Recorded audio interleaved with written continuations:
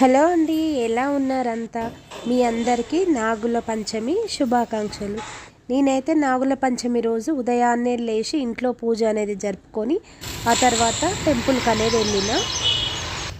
నేనైతే ప్రతి ఇయర్ నాగుల చవితికి అనేది ఎల్లమ్మ గుడికి అనేది వెళ్ళి ఎక్కడికైనా మనకు ఎక్కడ దగ్గర పట్ల అక్కడ ఉంటే అక్కడికి వెళ్ళి మనము పాలు అనేది పసుపాలు అనేది పోషిస్తాము. నేనైతే పొద్దుగాల టెంపుల్కి అనేది వెళ్ళిన. పూజ అనేది ఇలా జరుపుకున్నా. మీ అందరికైతే నచ్చుతుంది అనుకుంటున్నా.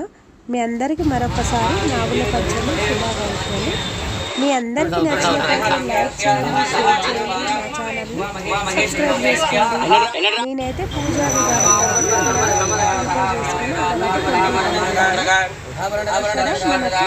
ఎల్లమ్మ టెంపుల్ దగ్గరలో ఉంటుంది, అక్కడికి వెళ్ళిన.